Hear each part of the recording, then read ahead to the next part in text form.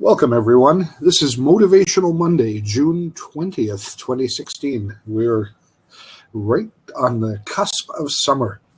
We're talking today about the law of attraction and in particular the reality mindset. That's a very important, truly foundational element of the law of attraction. I know I'm just at the top of the hour because I can hear our warning siren in the background. They test it every Monday at noon. And I got to tell you, if we have a tornado at Monday at noon, it's going to be a problem. Anyway, I'm going to post my contact information there in the sidebar. That's my email address and my website. You're certainly welcome to contact me. And please, everybody who's here in the live show, go ahead and post your information if you'd like. We're all about sharing here, so don't feel bashful. Just pop something in the side, your blog, your website, your email address, whatever you prefer to share. Just a note about your current project or current offering. Self-promotion is just fun. And I'm here on Blab Monday, Wednesday, and Friday, 3 days a week. Motivational Monday here. We're talking about the law of attraction for a number of weeks. It's a big subject, very important subject, and so it will take a while to cover. WordPress Wednesdays is all about WordPress, and anybody who has questions about WordPress or wants to learn a few things about it, please drop by. And Focus Friday is when we focus on your business success, and right now I'm going through my own book on staying focused on your objectives and taking it chapter by chapter. I'm not reading it. I'm just talking about some of the key points and sharing some other information. So feel free to come around and chat with us there. And to get going today, I want to share with you how you can post questions. This is a subject that should bring a lot of questions into the fold. We're talking about a pretty deep topic. So if you have a question, put a /Q before your question in the sidebar, / the letter Q, a space, then type your question and hit enter, and it'll show up in the sidebar just like mine did now with that little blue cue ball that draws my attention to it. That will help. If you're chatting among yourselves, you want to share information, that's okay too. If you just want to make a comment, that's fine. But if you have a question, put the /Q and it helps to identify it. And normally I share a Facebook group, and I'm not going to do that today. I'm just a little bit kind of skewed from my normal presentation today because I want to really get into the meat of this as quickly as possible. But I am going to share a book, and this is a free Kindle book available. I think this one's available all the time for free, but it may just be today, so you might want to have a look at it. It's James Allen's As a Man Thinketh. Now, this is a really easy read. It's 38 pages. It's a small book, no big deal, but it is amazing content, and you really should read it. If you do nothing else for the rest of the day, grab that ebook off of Kindle. If you don't have a Kindle reader or a Kindle itself, there's a link to the Kindle app. I'm sure they have one for your smart device. Grab that book and read it today. I think it's very important for moving forward. So I want to jump right in with both feet into our topic today, the reality mindset. And this, as I said, is foundational to the law of attraction. We talked last week in general terms about the law of attraction and about it working for you whether you believe it or not. It's kind of like gravity. You know, if you jump off a high building, you don't have to believe in gravity. You're going to fall anyway. And so the reality mindset is a state of mind, a state of being that is foundational to your success. And again, whether you believe in the law of attraction or not, this is fundamental anyway.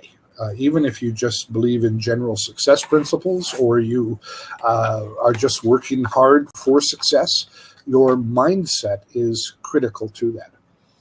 I want to make a statement here that's a little confusing, and then I'll explain it. Reality is not what you think it is, but reality is exactly what you think it is. Sounds like a contradiction or a paradox, but it's not. For most people, we have a concept of reality that's been taught to us by our parents, our educators, our peers. And we think of reality as being this, the stuff that's around us, the things that are solid, that we can see, that we can touch, that we can feel, that we can smell. And that is our concept of reality.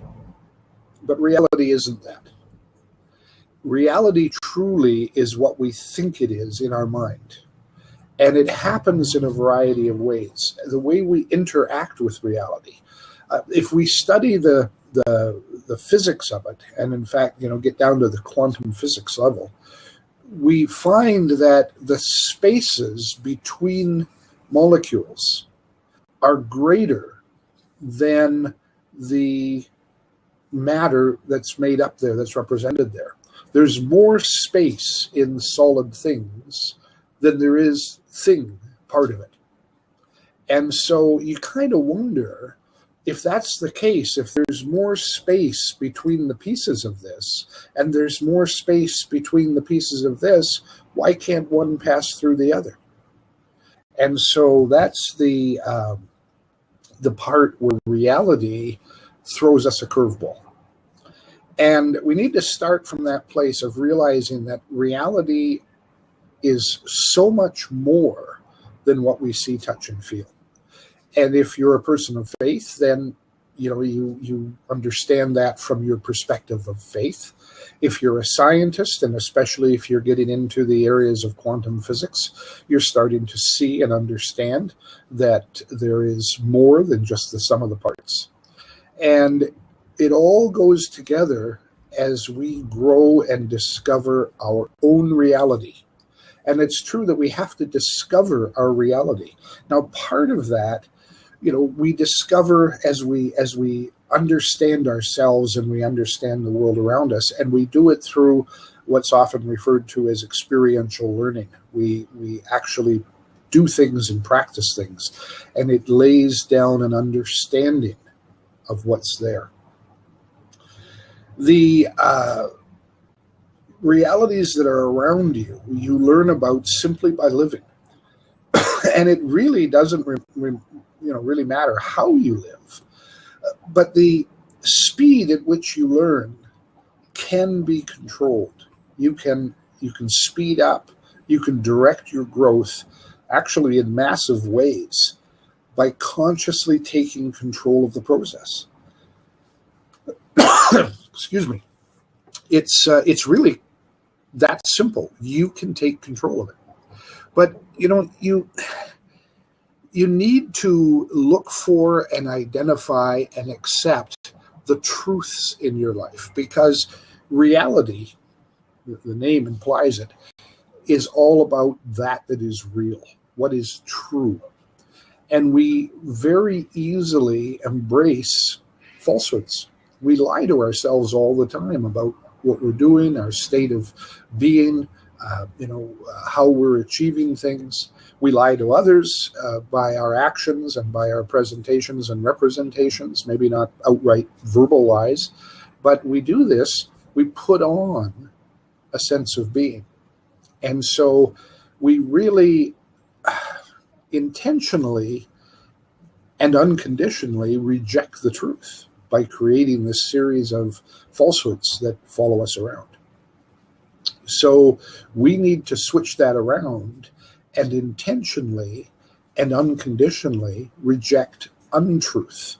We need to bring the truth into our lives, and we need to shun and turn away from denial. Simple. Hard to do. Pretty basic, though. So positive growth is rooted in that truth, not in make-believe. I've heard people say, you can fake it until you make it. And that's really not true. When you fake it, you think that you're going to become what you're faking. But the subconscious, we talked about that a little bit last week, the subconscious doesn't equate those things, and it latches on to the lie. And so often it will keep you faking it and not making it. What you need to do, yes, you need to visualize. Yes, you need to have that creation of what's there, but you need to do it in a different way. It's not just a matter of faking it and pretense. It is a matter of really changing your reality to make that happen. The first step is that you need to expose and accept new realities in your life. As long as you keep focusing on the things that aren't going right, you're going to manifest those. You need to find the things. You need to take actions. You need to find the things that are out there that are reasonable for you to grasp and to realize. It can be difficult, but you need to step out there and do it. You can't, you can't resolve issues in your life. You can't resolve problems unless you face them, unless you admit that they're there, accept that they're there, and then look for the alternatives and manifest those things in your lives. And there's an interesting thing. We fill up our lives with so many things, so many people, so many numbers. I often talk about the idea that it isn't about chasing numbers. It's not about the number of Facebook likes, because we fill up our lives with empty likes, with empty followers, with empty friends, and we don't have any room for the ones that we really want, that we really need. So if you put things out of your life to make room for the things that should be in your life, just making that room will draw them to you. If you want new clothes, but your closet is full of old clothes and you have no room for them, somehow life seems to know about that and keeps you from getting the new clothes. If you want a new car, you can't just get rid of your old car and have no car, but you have to make room. Maybe it's clearing out the other half of the garage. Maybe it's just making room in your mind, in your heart, for that new car. So those are the kinds of things that you really need to do. And it's so powerful in your life when you start to do that. And so we've got to make that room to allow for the growth. In a garden, if you're a gardener, that if you crowd things together, they don't grow properly. They don't spread out. They don't have the room to do so. They grow up and they all fight for the sunshine, and some of them end up stunted. And so you just have to get that kind of thing going in your life. And things will come together. There's a synchronicity that happens. Catherine is sharing that she was literally talking to her dad just yesterday about some of this. And that's the kind of thing. Catherine, you're back here today for a reason. There's a synchronicity that happens in our life when we make little steps, when little things happen, other things come together. And you will just find that in your life, and you'll look at it and say, wait a minute, where did this come from? And it comes from you. It truly does. Steve, welcome. Glad to have you with us. We're already into talking about this stuff. Got a lot of good stuff to share today, so stay with us if you can. So we get into those kinds of things, and if you deny your problems, what you're really doing is rejecting reality, because your problems are part of your current reality. So your mindset has to accept that you have problems without embracing them. So that's the problem. We tend to, in order to accept our problems, to at least recognize our problems, we tend to embrace them. We commiserate with others. Woe is me. We share our problems. We talk about them over and over again. Maybe we bitch about them. We get angry about them. We get passionate about them. And all we're doing is magnifying them and embracing them more. And then they seem to grow and multiply. So you've got to find a way to recognize your problems. Realize that they're there without focusing them. and then start focusing on the things that will lead you from your problems. So you want to not reject reality, because in doing that, that's a lie in itself, and it disconnects you from the ability to go forward, to grow. You will fail to live up to your potential if you focus on those negatives, or if you simply reject those negatives as being unreal. It's a fine line to walk. You've got to think about it, think it through, find that place. And when you start to see things, and you look at the way you see things, then it's basic. In fact, it is the most basic face of your reality that you need to look at. Then to improve things, you need to change those things that are there now. You can't change them. You can't move on from them if you don't know what they are. So you want to find them, understand them without embracing them, and then you can move on from them. So it's, I wish I had a simple answer that I could give you for this, but it's why we talk about things like soul searching and meditating, because answers will come to you powerfully. But you've got to let that happen. You've got to make the way for it. And so in order to improve things, in order to change things in your life, you need to know, and we talked about this actually on Friday. I'm running 2 separate sessions here, Mondays on Law of Attraction and Friday on my 10 Steps to Staying Focused. And there's a lot of crossover, because on Friday we talked about knowing where you are as a factor in getting to where you want to be. And it truly is a combination of that. You need to know where you are if you're going to get to where you want to be. You can't get there if you don't know where here is. You can't get there from here if here isn't anywhere. You've got to know where here is to do that. Dr. Wayne Dyer always said, if you change the way you look at things, the things you look at change. It's a very simple statement that is so deep and powerful. Think about that. If you change the way you look at things, the things you look at change. If you change the way you look at your problems so that you're not worrying about them, frustrated by them, bitching about them, whatever that is that you're doing, if you're not focusing on them, you change the way you look at them as simply starting points to your journey forward. Then those change. They cease to be weights, anchors holding you down.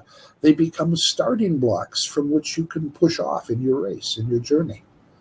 Change the way you look at things, and the things you look at will change. Very, very important. So,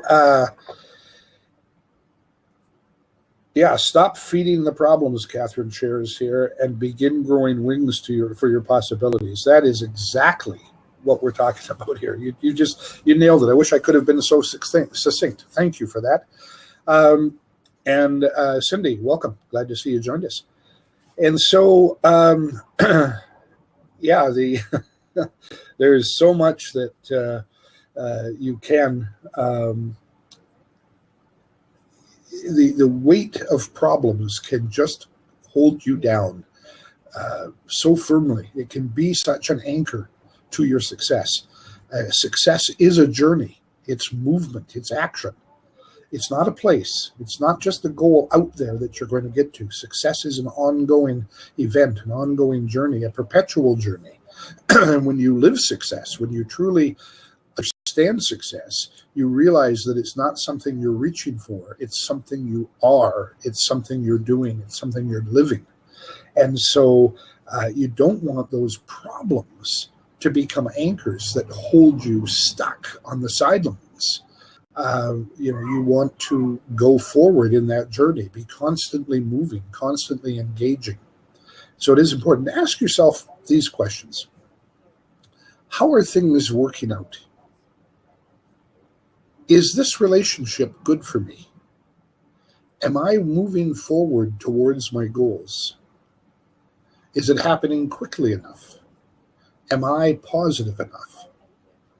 Questions like that. And there's many, many others. And you don't have to, deal with those particular ones. But you want to think in terms of those kinds of questions that you can ask yourself and seek answers.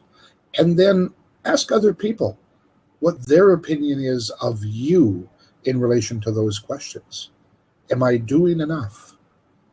Am I moving forward fast enough? Am I positive enough? Ask your friends those questions. Ask their opinion. Now, they won't always be right, but don't just discount their opinion. We have a tendency to take things that aren't good and throw them away and grab onto the praise that we get, and we often hang around people just because they give us empty praise. Far better that we find people who are honest with us, who expect us to be honest, so that we're not creating that false reality.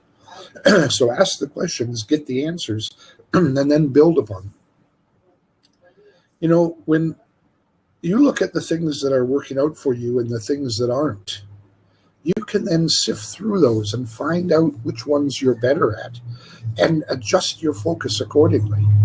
But be honest with yourself. Don't lie about it. Don't even lie to yourself. If you're doing the wrong thing, you know it.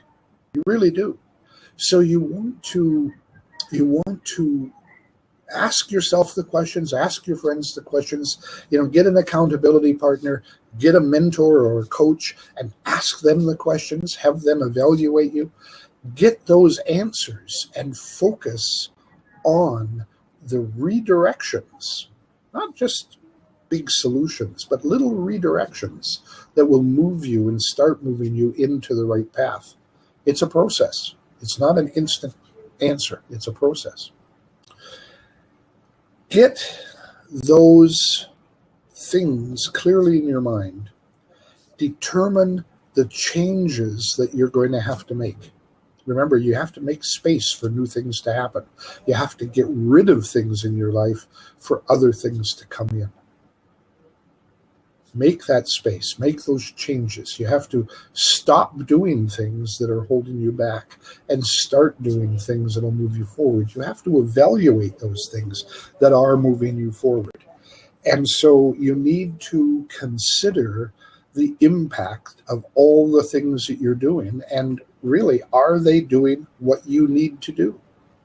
Are you spending the time on the positive things that will move you forward, or are you wasting that time focusing on non-essential things or even on negatives? Get your goals, set goals. That's a whole separate week that we can talk about on goal setting. We all know a little bit about setting goals. It is truly amazing how little we do know, though. There are some important aspects there. But even working with what you know so far, set goals for yourself. Big goals way out there and little goals. And make a list of those things. Make a list of the changes that you want to make. Especially those mini goals, little steps, little goals. Make a list of all of them. Sit down and write down that list. Write it down on paper. Don't type it into an app that you've got or a word processor or whatever. Write it down. Pick up a pencil or get a paper. Go down to the store and buy yourself a notebook like this, and I don't know, 50 cents, $1, $1.50, whatever they are, best investment you'll ever make, and sit down with that book and start writing down the goals, the things you want to achieve. Big ones, little steps you'll need to make, strategies and plans to get there. And so you're going to want to do that.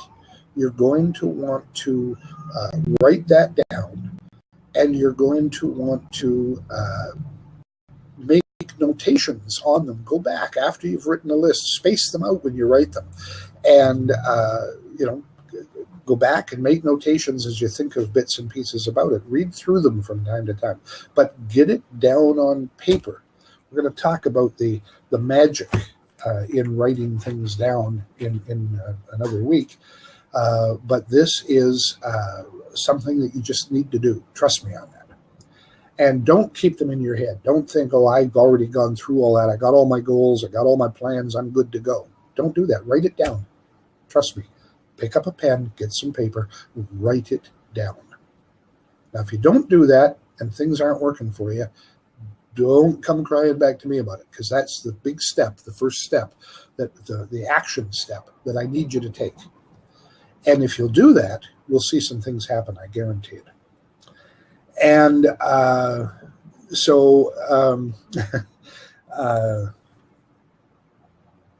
let me just get a name here if I can. Steve, right. Steve, you said here, when the universe knows you are actively participating, it will give you exactly what you need at the exact time it knows you're ready to receive it. It's so true, and that is, in essence, the heart of what we're talking about here. But there's a big caveat. We say those things so easily. They flow off our lips. We write them down. But it says here, when the universe knows you are actively participating. It isn't, the action part here is not the universe knowing. The universe is all-knowing, and it knows.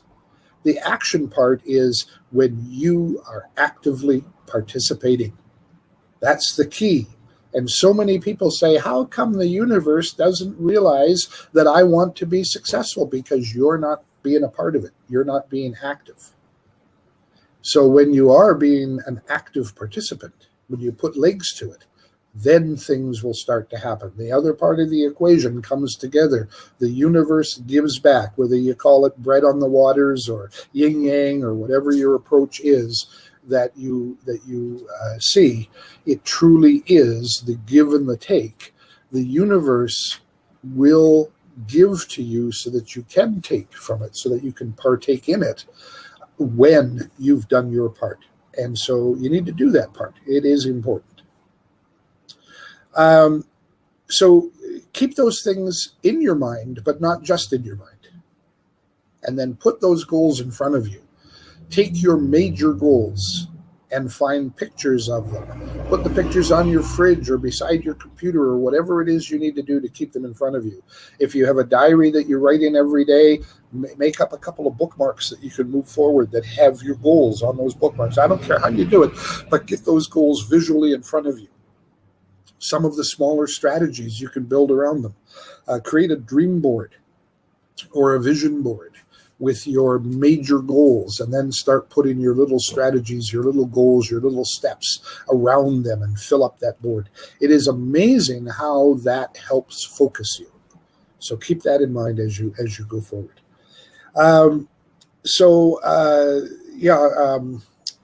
The idea here, there's a lot of chat going on, and Aaron is saying some good things here. Journal your wants, your goals, your actions as a kind of progress report.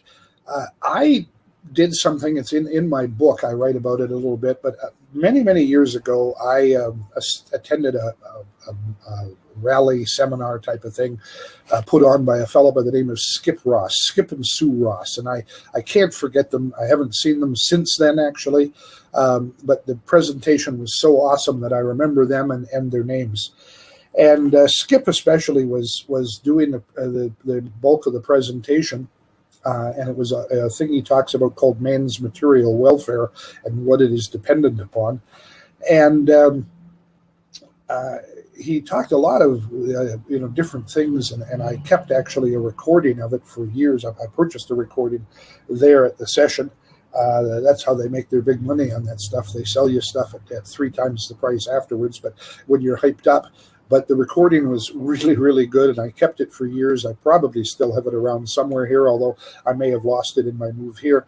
But it was a series of 9 cassettes, and was a whole day session. And loaded with material, but I bought something else there at the session too. I bought a thing called a future diary. And it was a diary, a book.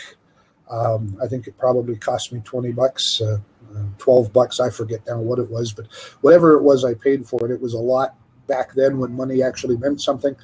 And my wife pointed out to me, quite assuredly, that I could have picked up a journal for about $1.50 at an office store.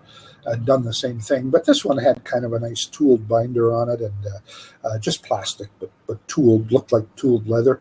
And it was pre-printed, and it had some sayings on the top of each page, some motivational quotes. But the key was that it was a diary with columns in it. And in it, we were supposed to write in one column the things that we did, all the positive things that we did, and just keep a diary. Not like I saved the world from destruction or something, not superhero stuff, but just the little things that we did. So down this one column, you just wrote in all the little things you did every day that were helpful, positive, moved you forward, moved other people forward. And in the other column, you wrote down the things that you got back. And so it was a future diary. You were writing the things you did, and there were pages where you wrote down the things that you wanted, either physical things or things to happen, to go on a vacation, or to get something.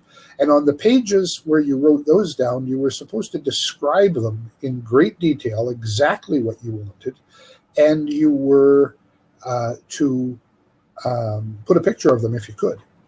So here we were writing down the things that we were doing, the positive things, what Skip called the deposits in your universal bank. And you put the deposits in just like a regular bank. You don't go down to a bank and open a bank account and say, now I'd like to make a withdrawal. You got to put some money in the bank account first before you can make the withdrawal. Your paycheck has to come in and get deposited, and then you can start spending money out of it.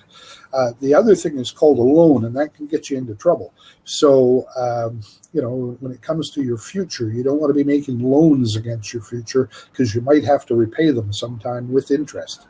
So what you really want to do is deposit into your future bank, and then you can make withdrawals. And so when you put down those goals, those things that you want, and describe them, it's really amazing how it comes into being. And I tell a story in my book, which I'll share here with you now. If you've heard it, I'll put a little reality into it for you. And if you haven't heard it, you might think it's cute. You may think it's a little strange or not even possible. But the fact is, we were living in a house, actually a rented place. And when I had moved there, I had sold my stereo. It was a big stereo, and the place we were going to was a little smaller. And the person who was buying the house where I left, they wanted that stereo, so I'd sold it to them, and we didn't have a stereo, and I wanted one. I was interested in music, and so I wanted one, and I had a real nice set of shelves that I wanted to put the stereo in, but they were a little bit narrow for your average components. They'd sit a turntable very nicely, but they wouldn't sit a big amplifier or mixer or any of the other things that I might want to put in there. And this back a few years back in the days of component stereos and big speakers, quadraphonic sound and all that kind of stuff. So I started looking around for something, and I found a real nice stereo system that had the components that I would be interested in. I already had the turntable and I had the speakers, so I only needed the tuner and the amplifier set up. And I found one that was the right width to fit in the shelf. And I wasn't ready to buy it, simply didn't have the cash to buy it. So I cut out a picture of it and I put it in my future diary, and I wrote down what I wanted.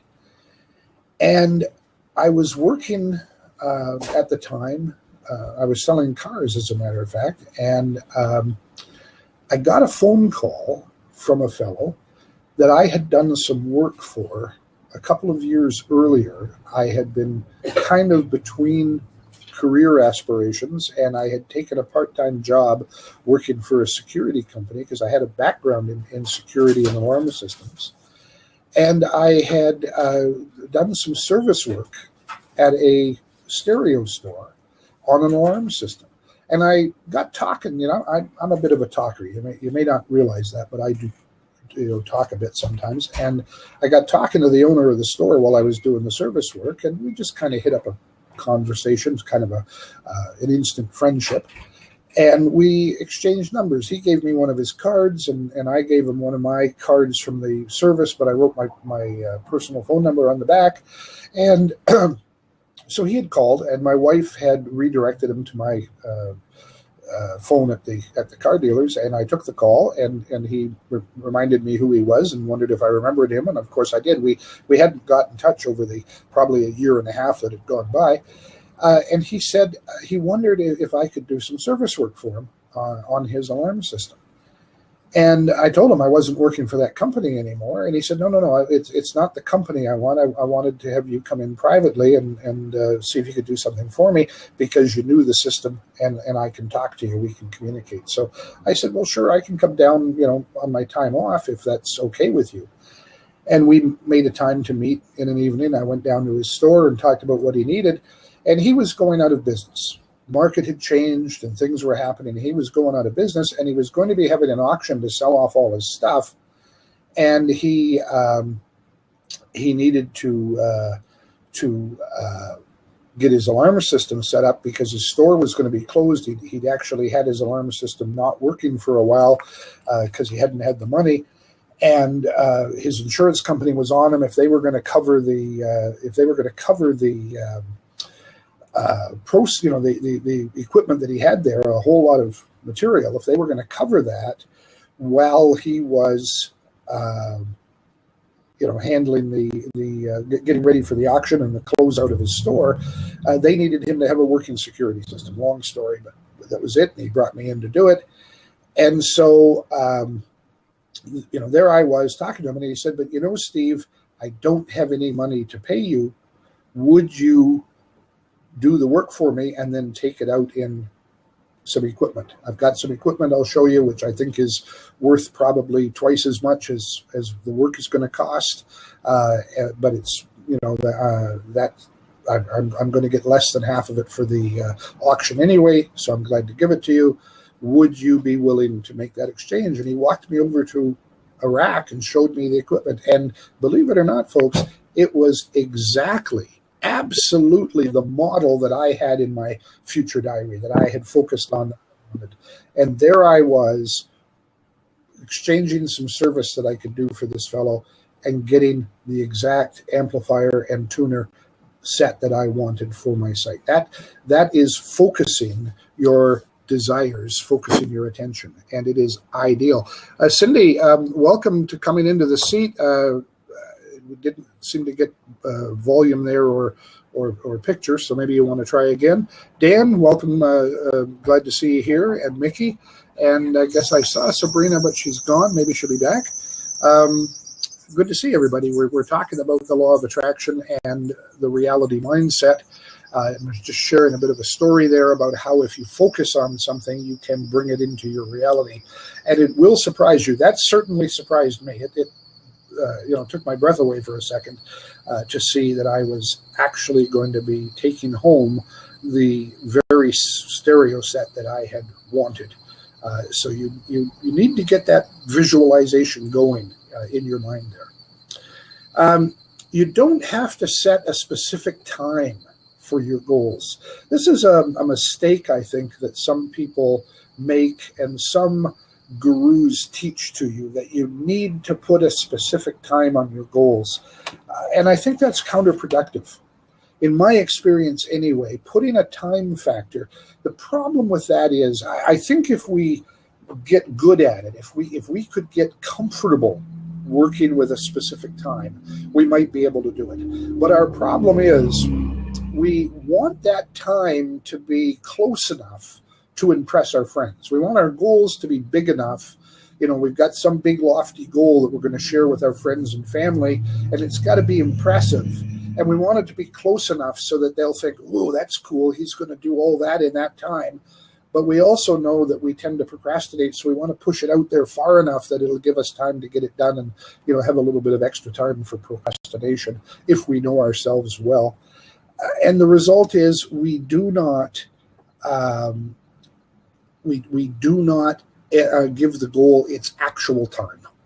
And so the time is meaningless and it's wrong. And because we focus on it, we end up telling ourselves another lie, and we don't get the thing happening because our subconscious mind recognizes that the time is wrong, and so heck with it, we're just not going to do it. So that's that's really a difficult thing. Mickey, I see you have a question. There's many people having the goals. The problem is other people trying to destroy that. How do you know we can have in our friends are giving us positive vibes? Yeah, that is a true issue with this sort of thing, a true problem. We draw around us, as I said earlier, we often draw numbers because we think having many is a good thing. And if we have many, we're bound to have some good friends. We're bound to have some good results. We're bound to experience some good happenings if we get many of whatever it is we're doing. The thing is, we're better if we focus on a few really good ones. So you want to hang around with people that will support you, support your positive feelings. I don't know about you, but I find that family members are polite but not supportive. Oh, yeah, that's okay, but he'll never do it. That's the kind of thing you get sometimes from family. Occasionally, you're lucky and you're in a family, or at least you have one family member, sometimes a close sibling, that you share with who is very supportive, and that's good. But oftentimes, family, they're pretty busy doing their own stuff, and you've screwed up before, so they kind of figure it's going to happen again, and it's really tough. But if you get positive people around you, if you find a positive coach, a positive accountability buddy, if you get some positive people, even a few, 1, 2, 3, a small number, don't go for big numbers. Yeah, it's nice to have a cheering audience, but that isn't necessary. A couple of people to support you and motivate you, and you in turn can support and motivate them. That's really a positive possibility. And so you want to think about that. There's a phrase that one of my mentors introduced me to that I think about. It's a little bit nasty, I suppose, if you really think about it, but it's safe for polite company. It says, it's hard to soar like an eagle when you're down on the ground pecking with the turkeys. It's hard to soar like an eagle when you're down on the ground pecking with the turkeys. And that truly is the issue for many people. We end up gathering all the turkeys around us, and you've seen the videos. Go on YouTube, look it up, and you see the farmer in the turkey barn, and all the turkeys are there, gobble, gobble, gobble, and he raises his hand up, and all the turkeys poke their head up and gobble, gobble, gobble. And he raises his hand up again. They all do the same thing, right? It's a cheering section. They all support him raising his hand up, but to what purpose? Just a bunch of turkeys. So what you really want to gather around you is the important people, the key people that can support you and understand you and share with you, and you can support them. That's so important that it be a give and take relationship, or it doesn't really have any value. If it's all take and no give, you're not doing the right thing. And if it's all give and no receive, then you're not doing the right thing. There's got to be a balance. And everybody, every single person can give and can receive. And it'll be in different amounts. It'll be in different places. And sometimes it's not even one-to-one. Sometimes you're giving and you're receiving from someone else. And it is part of the universal structure. It's what Steve said earlier about the universe will come in with what you need at the right time. There's that old phrase, how does it go? Somebody else type it for me if you know it, about the teacher appearing when the student is ready. That's fairly close to it. The instructor will appear when the student is ready. Now, sometimes the student won't know to take the instructor. That's the other problem with that. But the universe does take care of you in proportion with how you take care of others. So you don't have to give to me for me to give to you. But you have to be giving to somebody in order to be getting from somebody. And if you're getting from somebody, you should be giving to somebody in equal proportion. And when you do that, that's where the balance, that's where the yin-yang comes into play and things balance properly. And yeah, so it's 50-50. It truly is, Mickey. You really need to create that balance. And that's another area that we're going to talk about in some depth. Got a little more to share here today, and I want to get into that. Catherine, you are so bang on. The key to all success is to be relentlessly helpful. I'm actually going to copy that because I want to use that in a tweet later on today. Thank you for that. So absolutely accurate to what we're talking about, and so important. The whole thing here is to learn from those experiences, put it all together, create that process, and you're not going to set the specific time to make things happen, but you do need to set expectations. You need to expect the results. You need to actually build a sense of anticipation. When you have a goal set, and it's not just a goal out there, because if it's just a goal out there, it will always just be a goal out there.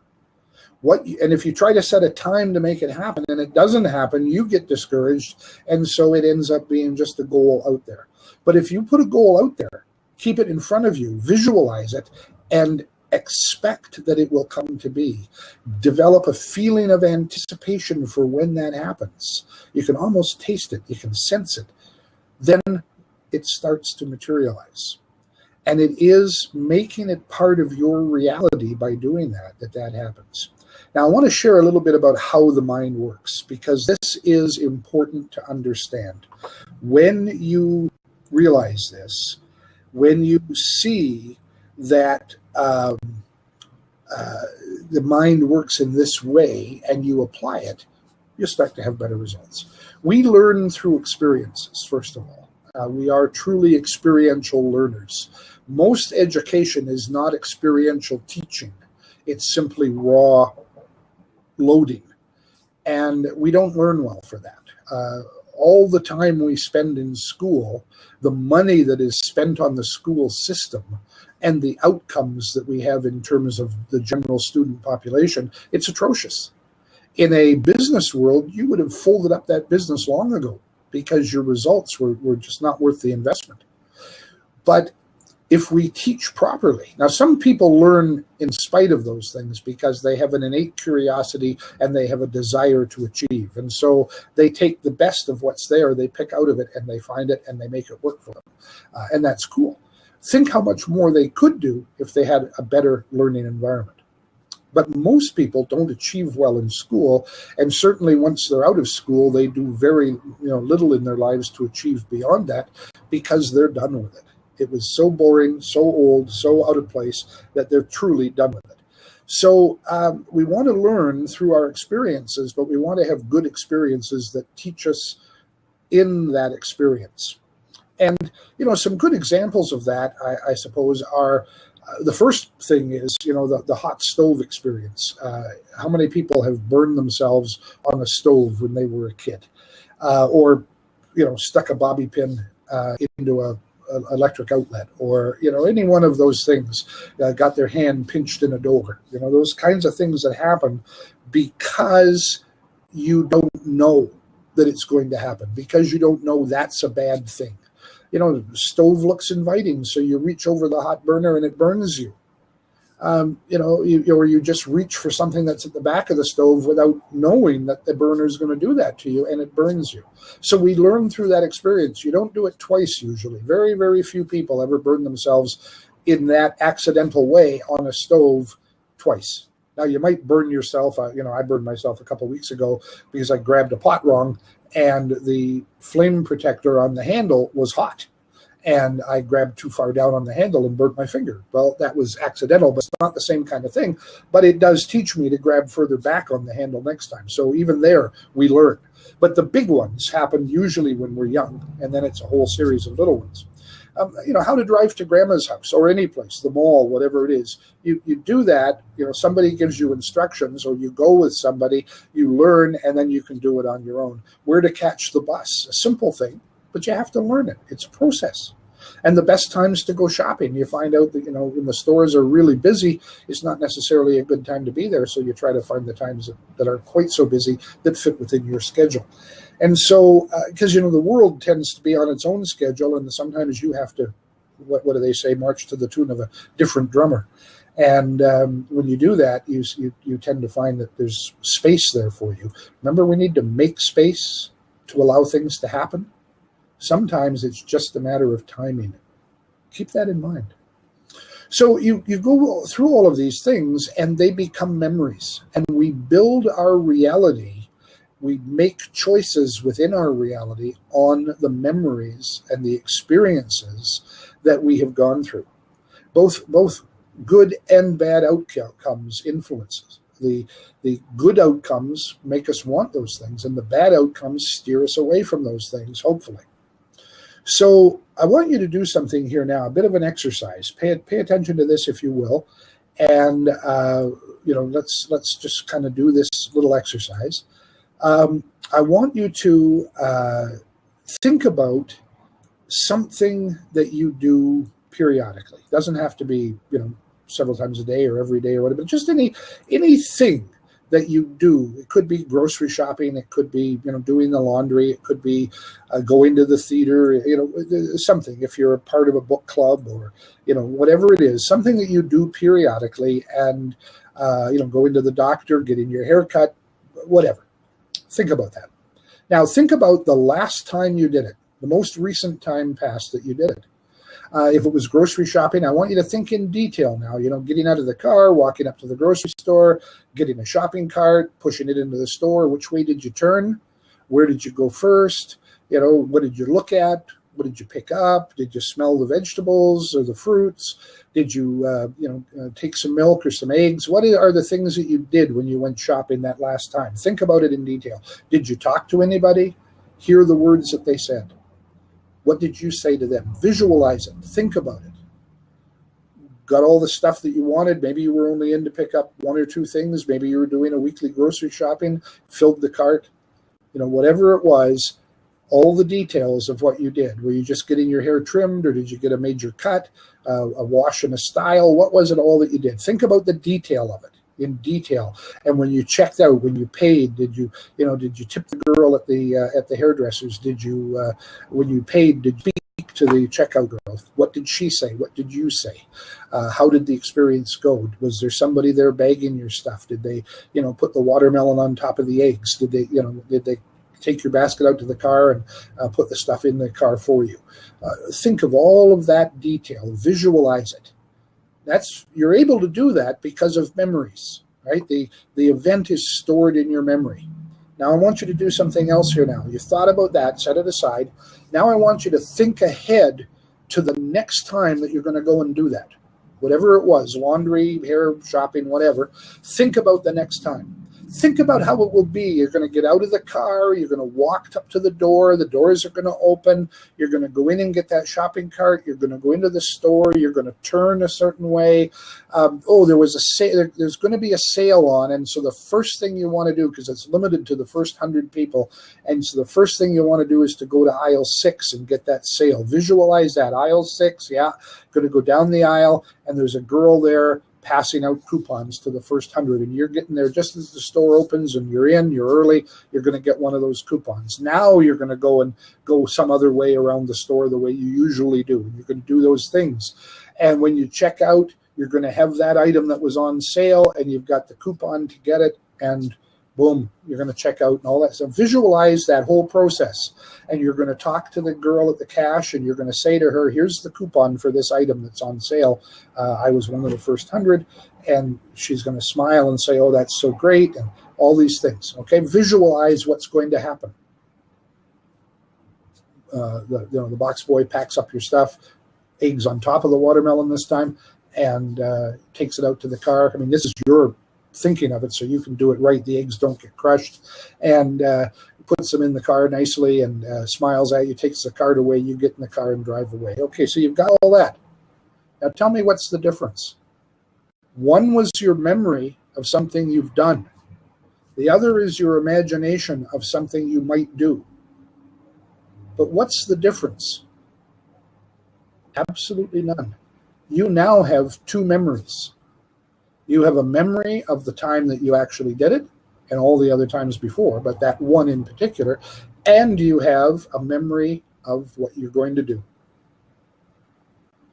Think about that. You have a memory of what you're going to do.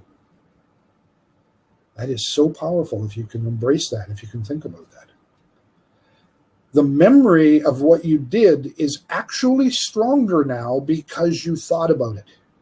Remember I talked at the beginning about if you're negative and talking about negative things and commiserating with others about the negativity and the problems and so on, you reinforce those negatives and you make them paramount in your experience. Well, here, by thinking about something that you did, you reinforce that memory. It's the way the brain works. You lay down new memory tracks for each, just like recordings. You lay down new tracks each time you replay the memory. It's not just like a recording that you have, it's like a recording studio. And each time they pull up a track and mix it, it lays down again. And so you are doing that, creating new memory tracks. But those memory tracks are exactly the same for the things you think about that aren't real, that haven't happened, that aren't actually memories. They're ideas, they're dreams, they're hopes, they're fantasies. And each one of those becomes a memory. And if you think about it over and over again, it strengthens that memory. So if you think about positive things that are going to happen to you, if you create that world that you want, your brain thinks about those and retracts those memories again and again. And your reality is built, even if you don't believe in adjusting universes and quantum physics and all, don't worry about that. Not at this point anyway. But even if you don't, it doesn't matter. It still works. But if you just think of it in terms of your abilities based on your motivations and the things that you understand and the things that you want, that you really want, if you lay down those memories over and over again for the things that you want, the brain has them stronger to use to create the doing of what you're able to do. And when we talked about the subconscious mind, the fact that the subconscious mind looks at those things that you want, whether you think you want them or not, and it does what it can to deliver them. So if you lay down the thoughts of the positive things that you want to do, if you spend a little time meditating or even daydreaming, dare I say it, and creating the thoughts not of junk, but of good stuff that you want, and understanding the reasons for wanting it, and put it there into the reality that you create for yourself, your subconscious mind will work very, very hard to create that actual reality. So don't say, I can't do this. Don't say, I'm not smart enough for this. Don't say, I'm stupid. Don't think those things. Don't visualize yourself in those roles. Instead, visualize yourself and think about you in those successful roles. It is fundamental and foundational to this whole process. So you have to start with that. Get your paper, your notebook, write down your goals, start visualizing yourself in those goals, do a little bit of daydreaming about those goals with yourself in the picture. Put yourself in the picture. Look at my book, my ebook, Wiz's 10 Steps to Staying Focused on Your Objectives, and read the subtitle on it. And then look at the cover and realize why the cover is designed the way it is in light of the subtitle on that book. You know, that's, and if you don't have a copy of that book, come Friday and I'll give you a copy. But it's just that kind of a thing that you need to use the strengths of your own abilities to build the future for yourself, the world around you. And it is working for you, whatever you're doing, wherever you are now. It is working for you. You may not like where you are now. You may wish you were somewhere else doing something else. I don't mean right now with me, of course you want to be here. No, but you may actually in your life overall wish you were doing something else, and you may have some goals and ideals. Those of you who are willing to visualize those goals and ideas and play with that success, bring that into your everyday experience, you will have that start to happen. Now, it won't happen like click and the world changes around you, but it will happen over time. It is an experiential process, and it takes time. We're going to talk about the mechanics of all of this and the individual happenings, the things that you need to do. But none of that matters. Don't come back. Don't come back if you can't do the first steps by getting out that notepad or book or binder that Catherine uses and write down those goals and start to flesh those things out. If you can't do that part, you can't do the rest. And all the stuff that you're doing, see, you're already actually doing all the things you need to do. But in order to get out of the habits of what you're doing that isn't working or isn't working as well as you want, you need to go through some processes. You need to re-educate. Is there anybody here? I'd like you to post in the chat there. Either put a no. Let's leave it this way. We'll take the negative answer. Is there anybody here who has not ever had their fingers type a word that isn't the word they were thinking of, but it is a word? Like you may be thinking about typing the word. What do we want? I can't think of one here. But you're typing a word. You're typing a sentence, and you get the wrong word. It's a word you've used several times before. But you want to say he threw the ball, THREW, and you type THROUGH. That's the wrong one, but it's through. But when your brain said through, your fingers automatically type because you've used the word through, OUGH, time and time again in the past week. And your fingers are in the habit of typing it that way. And when the brain said through, the fingers just went ahead without waiting for the brain to send the letters to move the fingers, and you just type through. Anybody here who's never done that? Can I say, not me? In the sidebar there, I can assume from that you're either too shy to type or you've actually done that. Because, man, I do that. I'm a touch typist, and I don't think about the spelling of the word. I think the words as I'm typing, and my fingers do the walking. And so they do the letters, and so I get these typos. And they're not typos in the sense that I've crossed fingers and put a P instead of a G or something. They are rather well-typed words. They're just the wrong word for that particular place, although there's a connection why they're there. We do that a lot. Call that habit. I call it finger memory. But the thing is, that's just a small example of the way the whole biological structure of our human nature works. And we need to take control of that, and we need to make it happen. And you're right, spell check won't fix those. And that's exactly the point, is that the stuff going on in the world won't fix your situation unless you take control of those little bits and pieces and make it all happen. That's what we're going to be doing over the next coming weeks. We're going to give you the tools to make it happen. But you have to do the practices. You have to do the steps. And some of us, we buy those success programs and put them on our hard drive, and we're going to get around to them. Or we watch, videos and we bookmark the link, or we download a copy of the video and we're going to get back to it. And we don't. And you get a hard drive full of stuff that was going to make it work for you. And it isn't because you didn't. It isn't because you didn't. And so I want it to do it because you will.